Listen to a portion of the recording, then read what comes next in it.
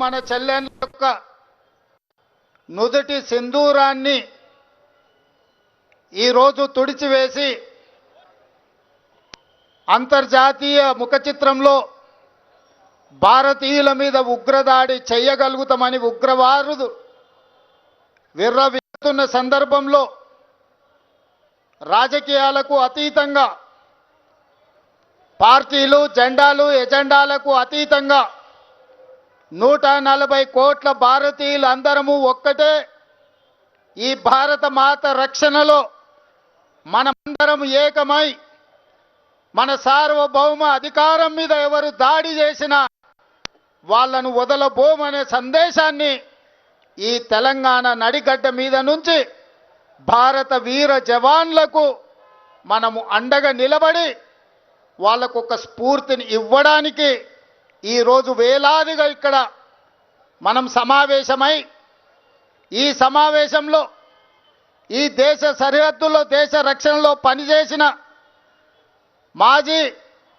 Army అధికారులు ఈ రాష్ట్ర పోలీస్ వ్యవస్థలో శాంతి భద్రతలను కాపాడుతున్న పోలీసు అధికారులు ఈ రాష్ట్రాన్ని నడిపిస్తున్న సచివాలయ ఉద్యోగులు ఈ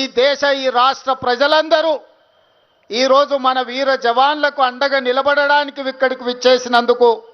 మనస్ఫూర్తిగా మిమ్మల్ని అందరినీ అభినందిస్తున్నా. ఈ సందర్భంగా పాకు ఉగ్రవాదులకు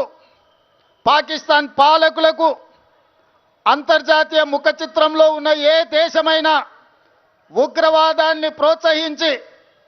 ఈ దేశ సార్వభౌమ అధికారం మీద దాడి చెయ్యాలనుకున్న వాళ్లకు ఈ వేదిక మీద నుంచి హెచ్చరిక జారీ చేయదలుచుకున్నా.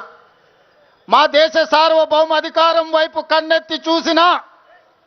ఈ భూమి మీద మీకు నూకలు చెల్లినట్టే, ఈ భూమి మీద మీరు నివసించడానికి మీరు అర్హత కోల్పోయినట్టే అని చెప్పి నేను ఈ వేదిక మీద నుంచి హెచ్చరిక జారీ చెయ్యదలుచుకున్నా.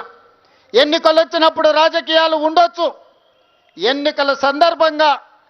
భిన్న సిద్ధాంతాలు ఉండొచ్చు. మా నాయకుడు మల్లికార్జున్ ఖర్గే గారు,